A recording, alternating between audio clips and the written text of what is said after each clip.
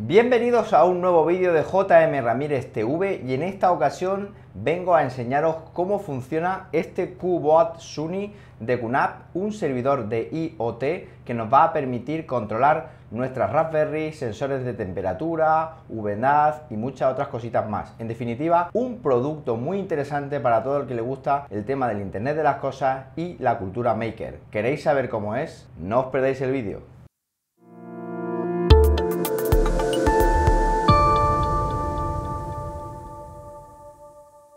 Bueno, pues vamos con el unboxing de este QNAP QBot Sunny, un mini servidor para el IoT, desde el cual vamos a poder controlar todas nuestras placas de desarrollo como Raspberry Pi o Arduino, y también vamos a controlar sensores de temperatura, de humedad y otros 1000 sensores que tengamos en nuestra casa o en nuestra empresa. Bueno, como estáis viendo, un paquete muy chulo en el cual podemos ver serigrafiado aquí el QBot Sunny de QNAP. Y nada, vamos a meterle mano.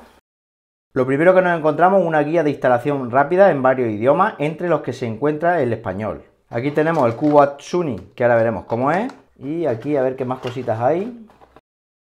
Aquí en esta bolsita tenemos una serie de tornillos y disipadores, adaptador de corriente, el cable para el adaptador de corriente, que en este caso sí viene con formato europeo, con lo cual lo podemos utilizar directamente en España sin necesidad de adaptadores.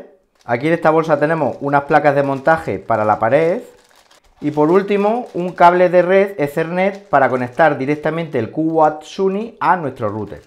Vamos a abrir ahora el QBot Sunny.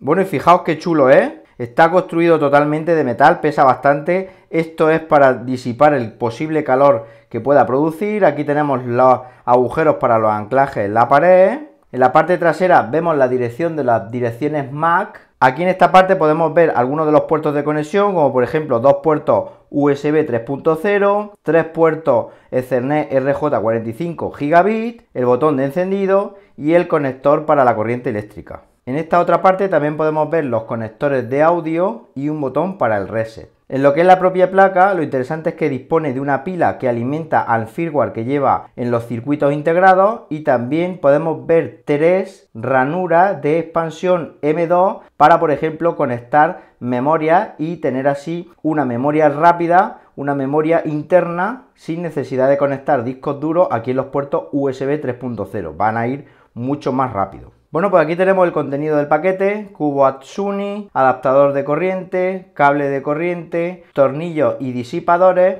pletinas de sujeción para la pared y una guía de uso rápido en multidioma, entre los que se encuentra el idioma español. Ahora que sabemos cómo es el QBot Sunny, vamos a ponerlo en marcha y vamos a probar el funcionamiento con una sencilla aplicación de control de temperatura y humedad. Para realizar la puesta en marcha del QNAP QBot Sunny necesitamos una unidad de almacenamiento de estado sólido tipo M2. Yo he adquirido en Gearbest esta que veis aquí, de la marca Western Digital Green, que tiene una capacidad de 120 GB y una velocidad de transferencia de hasta 6 gigabits por segundo. Una unidad de estado sólido M2 más que suficiente para hacer funcionar con garantía el QNAP QBot Sunny. Si la abrimos, ¿veis? Aquí la tenemos.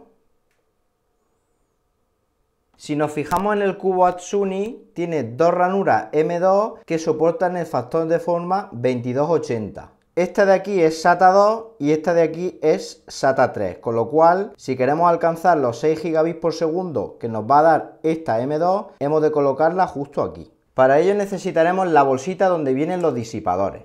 Si queremos, este disipador lo podemos colocar justo aquí en este chip del M2, que es donde más se va a calentar. Quitamos la pegatina,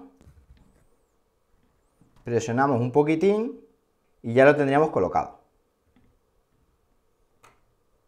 Para la instalación de la memoria M2 necesitamos colocar en este agujero de aquí una de las tuercas que viene en el kit del QBot Sunny.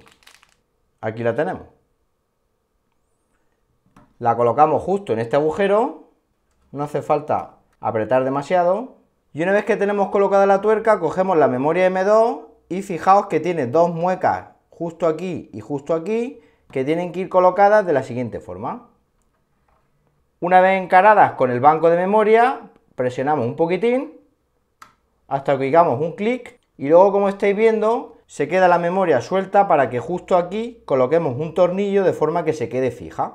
Cogemos el tornillo que también viene en la bolsita Y con un pequeño destornillador de los que tengamos por casa, lo colocamos en su sitio.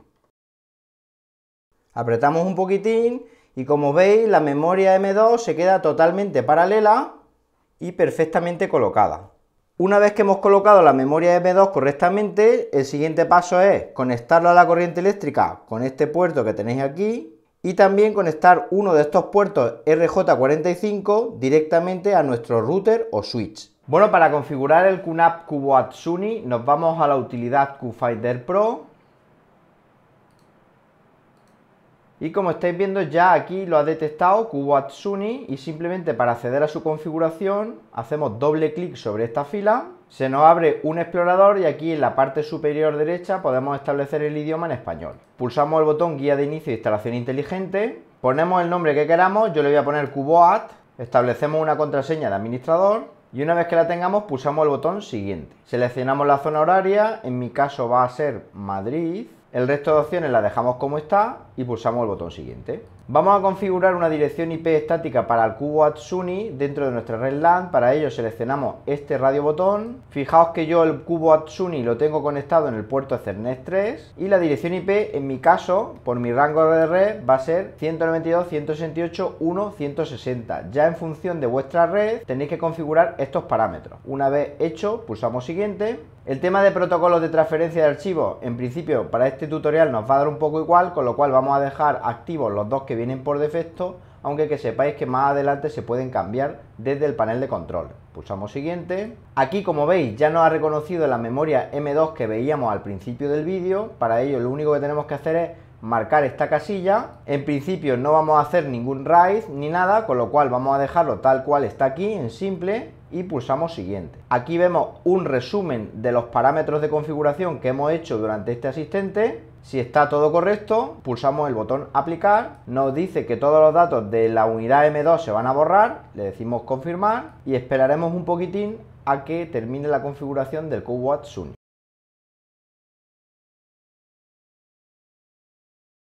Una vez que ha terminado de configurar los discos duros, como veis se va a reiniciar el QBOAD SUNY, tenemos que esperar 300 segundos a que esté nuevamente activo.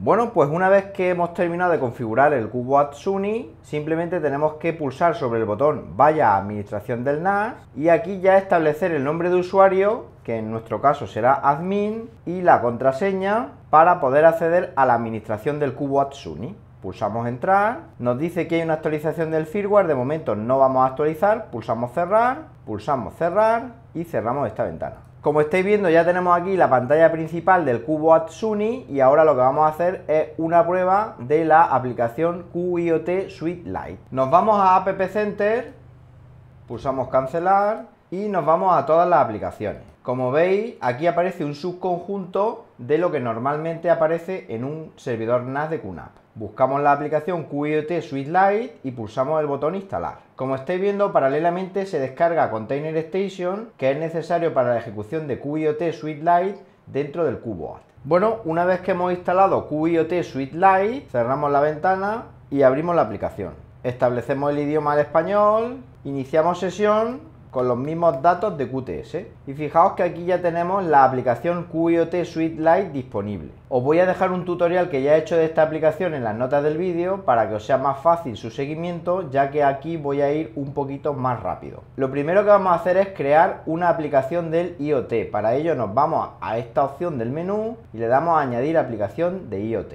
El nombre va a ser Sensor BOAD y pulsamos el botón crear. Una vez que hemos creado la aplicación, pulsamos cerrar. Lo siguiente que vamos a hacer es añadir una cosa. Para ello pulsamos el botón este que tenéis justo aquí con un símbolo más, añadir cosa, y vamos a poner Raspberry JM. Elegimos el tipo de cosa como Raspberry Pi y pulsamos sobre el botón añadir. Ya dentro de nuestra aplicación Sensor BOAD tenemos la Raspberry Pi añadida, con lo cual lo que vamos a hacer ahora mismo es configurar la conexión. Pulsamos aquí sobre configurar y aquí ponemos la dirección IP de nuestra Raspberry. En mi caso, esa de ahí, el usuario Pi y la contraseña Raspberry. Pulsamos sobre comprobar conexión y como veis, una vez que la conexión se ha establecido correctamente con la Raspberry Pi, aquí aparece un tic verde, con lo cual lo único que tenemos que hacer ahora es pulsar sobre el botón guardar. El siguiente paso es añadir el sensor de temperatura y humedad que tengo configurado en la Raspberry. Para ello simplemente tenemos que hacer clic aquí donde veis que hay un iconito de recurso de cosa. En la ventana que se abre pulsamos sobre el botón añadir recurso y aquí indicamos el nombre del sensor, en mi caso temperatura. Aquí en el ID ponemos STEM, por ejemplo, el tipo de recurso temperatura, el tipo de dato flotante y aquí vamos a establecer un rango de temperatura de, por ejemplo, menos 20 grados hasta 50. Una vez que tenemos los valores correctos, pulsamos en añadir y veis que el sensor de temperatura quedaría añadido justo aquí. Haremos lo mismo con el sensor de humedad, el nombre será humedad, el ID será SHUM de tipo humedad, en este caso flotante, y dejaremos el rango sin establecer. Una vez puestos los valores, pulsamos en añadir y ya tenemos aquí nuestros dos sensores. Muy importante quedarnos con el ID del recurso porque posteriormente lo vamos a necesitar. Una vez añadidos los dos sensores, pulsamos el botón cerrar y ya tendríamos la Raspberry Pi configurada. El siguiente paso es generar el fichero MQTT para conectarnos con la Raspberry. Para ello tenemos que pulsar aquí donde está la cadenita esta y nosotros vamos a utilizar MQTT. Para ello seleccionamos este botón, pulsamos el botón siguiente y descargamos el archivo JSON. Una vez descargado el archivo JSON, pulsamos cerrar. Abriremos la aplicación FileZilla y nos conectaremos a la Raspberry para pasar el fichero que acabamos de descargar. Hemos de copiarlo dentro de nuestra carpeta pi código res. Lo arrastramos ahí y ya lo tendríamos copiado. Editaremos ahora el fichero mqtt.js. Este es un fichero que ya os mostré en su día en el otro tutorial y simplemente hemos de reemplazar los identificadores de los dos sensores. Como veis, STEM aquí y SHUM aquí. Una vez que lo tenemos, guardamos el fichero y comprobamos la conexión con la Raspberry. Abriremos un terminal y nos conectaremos por SSH a la Raspberry. Una vez conectados nos vamos a la carpeta código y ejecutaremos el fichero mqtt.js para empezar a mandar los datos de temperatura y humedad al CubeWatt Suni vía el protocolo MQTT.